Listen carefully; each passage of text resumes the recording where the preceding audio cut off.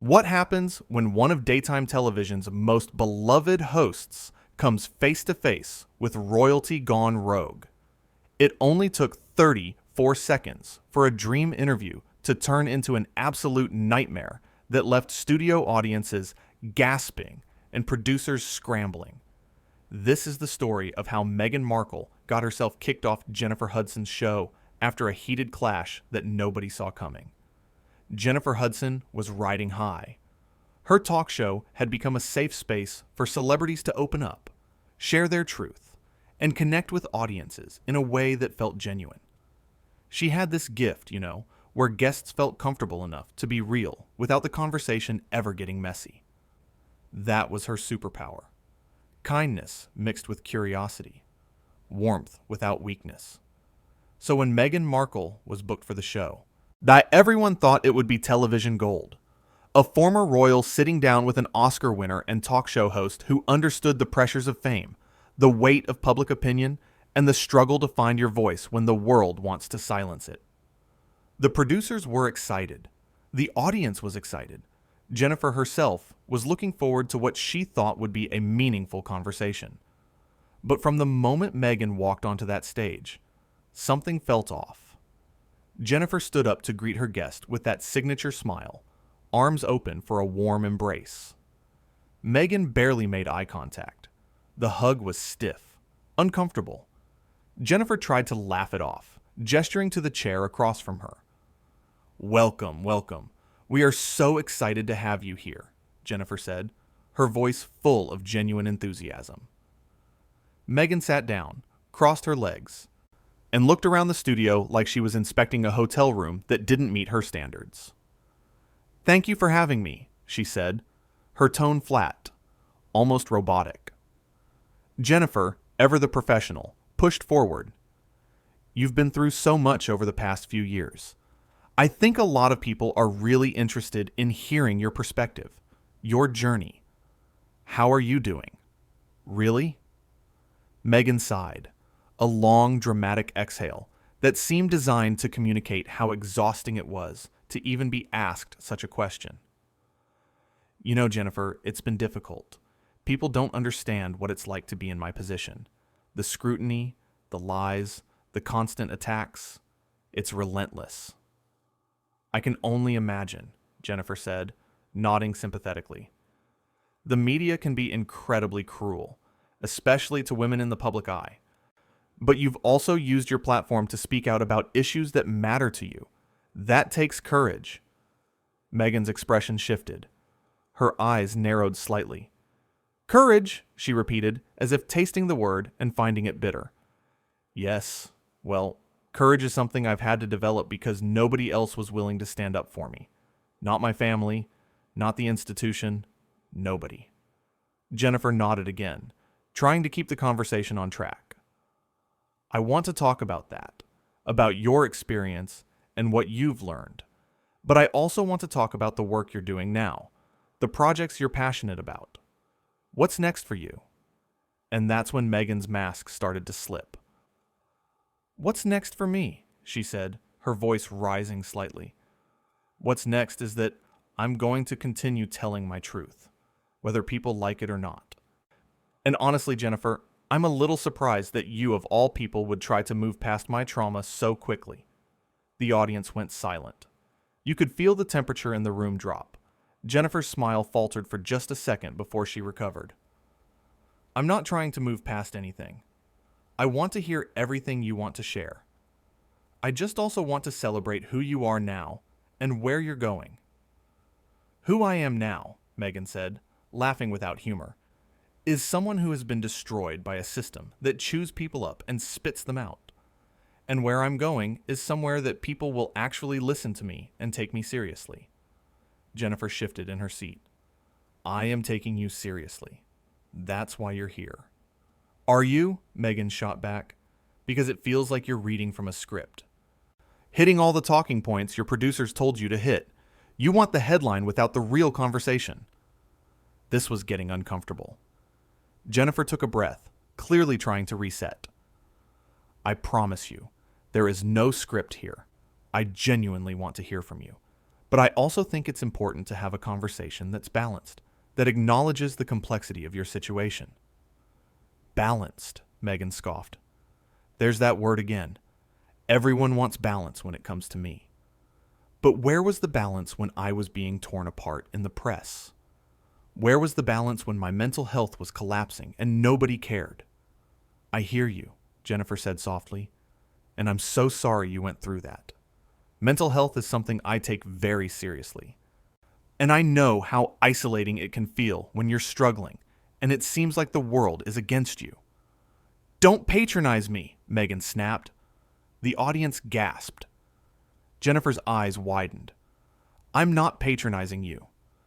Yes, you are, Meghan insisted. You're doing that thing where you pretend to understand, but you don't. You have no idea what it's like to be me. Jennifer paused. When she spoke again, her voice was measured but firm. You're right. I don't know what it's like to be you. But I do know what it's like to be a black woman in America, navigating spaces that weren't built for me, dealing with criticism and judgment and people who want to see me fail. So while our experiences are different, I think there's some common ground here. Meghan waved her hand dismissively. It's not the same. I didn't say it was the same, Jennifer replied.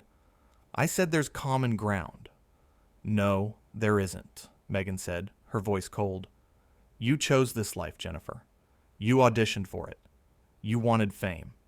I was thrust into a situation I didn't fully understand, and when I tried to navigate it on my own terms, I was vilified. Jennifer's jaw tightened. I worked my entire life to get where I am. I came from nothing. I fought for every single opportunity. So let's not act like my success just fell into my lap. I'm not saying it did, Meghan said, though her tone suggested otherwise. I'm just saying that your struggle is different from mine. You got to control your narrative. I didn't. You're controlling your narrative right now, Jennifer pointed out. You've done interviews, podcasts, a whole documentary. And you've told your story over and over again. At what point do you take ownership of the life you have now, instead of staying stuck in what happened before? Meghan's face flushed red. Excuse me? I'm not trying to be harsh, Jennifer said, her voice still calm but direct. I'm really not. But I think there's power in deciding to move forward, in choosing healing over hurt. That's so easy for you to say, Meghan said, her voice dripping with condescension. You have no idea what I've been through. You keep saying that, Jennifer said. And you're right, I don't. But I'm sitting here, trying to have a real conversation with you, and you're acting like I'm the enemy. Maybe you are, Meghan said. The audience murmured. Jennifer sat back in her chair, clearly stunned. Wow. What? Meghan said defensively. You're sitting here, judging me, questioning my choices, acting like I'm being difficult when all I'm doing is standing up for myself. I'm not judging you, Jennifer said, her patience clearly wearing thin. I'm asking you questions. That's what happens in an interview. These aren't questions, Meghan said. They're attacks disguised as questions. Jennifer shook her head slowly. I don't know what you want from me. I want you to listen, Meghan said, her voice rising. I want you to stop trying to control the conversation and just let me speak. You've been speaking, Jennifer said. I've barely said anything. You've said plenty, Meghan countered. Your judgment is written all over your face. Jennifer took a deep breath, clearly trying to remain professional. I think maybe we should take a break. Why? Meghan demanded. Because I'm not playing along? Because I'm not giving you the sound bites you want? No, Jennifer said firmly. Because this conversation has become hostile, and that's not what this show is about. Hostile, Meghan repeated mockingly. So now I'm hostile because I'm defending myself? You're not defending yourself, Jennifer said, her voice finally showing signs of frustration. You're attacking me for trying to do my job. Your job, Meghan said, laughing bitterly. Your job is to make me look bad so you can look good. That's absolutely not true, Jennifer said, her voice sharp now. I have never, ever tried to make a guest look bad on this show. That's not who I am. Well, you're doing a great job of it now, Meghan said. Jennifer stood up. The audience went dead silent. You know what? I think we're done here. Meghan's eyes widened in shock. Are you serious? Yes, Jennifer said. I am. I've tried to be respectful. I've tried to give you space to share your story. But you've been rude, dismissive, and accusatory from the moment you sat down. I don't deserve that. My team doesn't deserve that. And my audience doesn't deserve to watch this. You can't just end the interview, Meghan said, her voice rising in disbelief. I can. And I am, Jennifer said. This is my show. Meghan stood up abruptly. This is unbelievable. You invited me here, and now you're kicking me out because I won't play your game? There is no game, Jennifer said, her voice steady despite the tension. I wanted to have a real conversation with you, but you came here with an agenda, and it wasn't to connect. It was to fight. I came here to tell my truth, Meghan said, her voice shaking with anger. Your truth involves putting me down? Jennifer asked. Because that's what you've been doing for the last 10 minutes. I have not, Meghan protested. You have, Jennifer said firmly. You've dismissed my experiences, insulted my intelligence, and accused me of things that aren't true. I tried to look past it. I tried to keep this conversation going. But I have to draw a line somewhere. Meghan stared at her, clearly not used to being challenged like this. You're making a huge mistake. Maybe, Jennifer said with a shrug, but it's my mistake to make. Do you know who I am? Meghan said, and the audience collectively cringed at the entitlement dripping from every word. Jennifer's expression hardened. Yes, I do. And right now, you're someone who's being asked to leave my show. Meghan's mouth opened and closed, like she couldn't quite believe what was happening. You're going to regret this. I doubt it, Jennifer said calmly. This will be everywhere, Meghan warned. Everyone will know how you treated me. Good, Jennifer said. Let them know. Let them see exactly what happened here. I have nothing to hide. Meghan grabbed her purse from beside the chair, her movements jerky and aggressive. This is exactly what I was talking about. This is exactly the kind of treatment I've been subjected to. No, Jennifer said, her voice cutting through Meghan's tirade. This is what happens when you disrespect someone who's been nothing but kind to you. There's a difference. You have no idea what you've just done, Meghan said, her voice low and threatening. I know exactly what I've done, Jennifer said. I've stood up for myself and my team, and I'd do it again. Meghan turned to walk off the stage, but she couldn't resist one final jab. You know, I thought you were different. I thought you would understand, but you're just like everyone else. Jennifer didn't take the bait. I hope you find what you're looking for, Meghan. I really do. Meghan let out a harsh laugh. Don't act like you care.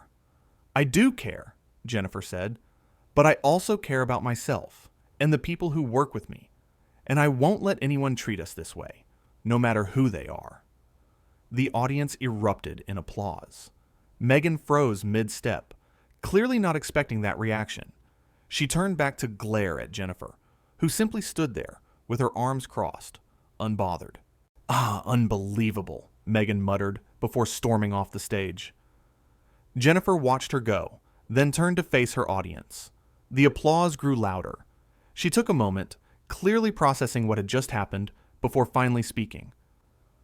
Well, she said, a hint of a smile playing at her lips. That was something. The audience laughed, the tension breaking like a wave. Jennifer sat back down, shaking her head slightly. You know, I've done a lot of interviews on this show. I've talked to people about some really difficult, painful things. And I've always tried to create a space where people feel safe to be vulnerable. But vulnerability is not the same as disrespect. And I will never tolerate someone coming onto this show and treating me or my team poorly. The audience applauded again, even louder this time. Jennifer held up a hand to quiet them down. I want to be clear about something. I have nothing but compassion for anyone who's been through trauma, who's struggled, who's felt alone. I really do. But compassion doesn't mean accepting mistreatment. And standing up for yourself doesn't make you the bad guy. Someone in the audience shouted, "That's right," and others joined in with supportive calls. Jennifer smiled, looking genuinely touched. "Thank you. I appreciate that. I really do." She paused, taking a breath. You know, when we booked this interview, I was excited. I thought it would be a chance to have a real conversation, to dig into some important topics. But from the moment she sat down, it was clear that we weren't on the same page. And I tried. I really tried to meet her where she was. But there's only so much you can do when someone is determined to be combative. A producer approached from offstage, speaking quietly to Jennifer. She nodded, listening, then turned back to the audience.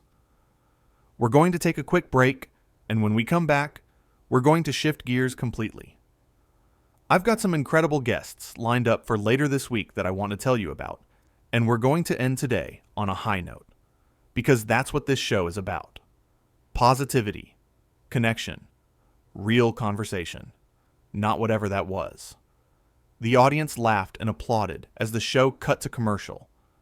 Behind the scenes, producers and crew members were buzzing with shock and adrenaline. Some were worried about backlash. Others were proud of Jennifer for holding her ground. But everyone agreed on one thing. They had never seen anything like that before. Jennifer sat in her chair during the break, still processing. Her makeup artist came over to touch up her face, and Jennifer smiled at her. "Well, that was wild." "You handled it perfectly," the makeup artist said. "I don't know about perfectly," Jennifer said with a laugh, "but I wasn't going to just sit there and let her talk to me like that." "Good," the makeup artist said firmly. "You shouldn't have to." One of the producers approached, looking concerned. "Are you okay?" Jennifer nodded. "I'm fine. Really. It's not the first time someone's been difficult, and it probably won't be the last. But I think it's important that we don't normalize that kind of behavior. And people think they can treat others however they want just because they're famous or because they've been through something hard. But that's not how it works." "Do you want to address it more when we come back from break?" the producer asked. Jennifer thought for a moment, then shook her head. "No, I said what I needed to say. Let's move on. That's what I want people to take from this. You can stand up for yourself and then move forward. You don't have to dwell on it." The producer nodded, clearly impressed. "Okay, we'll follow your lead." When the show came back from commercial, Jennifer's energy had completely shifted. She was warm, engaging, talking about upcoming episodes and exciting guests. She didn't mention Meghan again. She didn't need to. The message had been sent loud and clear. Back in her dressing room after the show, where Meghan was reportedly furious. She couldn't believe she had been dismissed like that, in front of a live audience no less. She had expected sympathy, validation, agreement. Instead, she got accountability, and she didn't know how to handle it. Her team tried to do damage control, spinning the story in various ways. But the truth was simple. Meghan had walked into an interview with one of the kindest, most respected women in entertainment, and had managed to alienate her in a matter of minutes. She had been given a platform and had used it to attack the very person offering it to her. Jennifer, meanwhile, went home that night and slept soundly. She had done the right thing. She had protected her peace, her team, and her show. And she had shown her audience that standing up for yourself doesn't make you mean or unkind. It makes you strong. The next morning, clips of the interview were everywhere. Social media was on fire with people dissecting every moment, every word, every expression. And overwhelmingly, the response was supportive of Jennifer. People were tired of watching celebrities play the victim while treating others poorly. They were tired of being told to have compassion for people who showed none in return. Jennifer didn't engage with any of it. She didn't need to. Her actions had spoken for themselves. She had drawn a line in the sand and had refused to let anyone cross it, regardless of their status or their story. That's the thing about boundaries. They're not meant to hurt people. They're meant to protect you. And Jennifer Hudson understood that better than most. She had built her entire career on being authentic, kind, and real. But she had also learned that kindness without boundaries is just people-pleasing. And she was nobody's doormat. Meghan wanted a platform. She got one, but she didn't want to have a conversation. She wanted an echo chamber. And when Jennifer refused to be an echo, when she pushed back and asked real questions and expected mutual respect, Meghan couldn't handle it. The interview that was supposed to be a redemption tour turned into a cautionary tale. A reminder that no amount of trauma or hardship gives you the right to mistreat others. A reminder that accountability applies to everyone, even people who position themselves as victims. Jennifer didn't set out to teach that lesson. She just set out to do her job with integrity. But in standing up for herself, she ended up standing up for everyone who's ever been made to feel small by someone who thinks their pain makes them untouchable. And that's why the audience applauded. Not because they wanted to see Meghan humiliated, but because they wanted to see someone say, enough is enough. They wanted to see kindness that didn't come at the expense of self-respect. They wanted to see strength wrapped in grace. That's exactly what Jennifer gave them. She didn't yell or insult or belittle. She simply refused to participate in her own mistreatment. She set a boundary and enforced it. And in doing so, she reminded everyone watching that you can be compassionate and strong at the same time. The interview lasted barely 15 minutes before it imploded. But those 15 minutes said more than hours of carefully scripted conversation ever could. They revealed character. They revealed intentions. They revealed the difference between someone who wants healing and someone who wants attention. Jennifer wanted connection. Meghan wanted control. And when those two things collided, there was only ever going to be one outcome. So what happens when one of daytime television's most beloved hosts comes face to face with royalty gone rogue? She stands her ground, protects her peace, and shows the world that being kind doesn't mean being weak. That's what happens. And it only took 34 seconds for everyone watching to realize they were witnessing something rare. Real courage, real strength, real boundaries. Jennifer Hudson didn't kick Meghan Markle off her show because she was cruel. She did it because she was strong. And sometimes, the strongest thing you can do is walk away from someone who refuses to treat you with respect, even if that someone used to be a princess.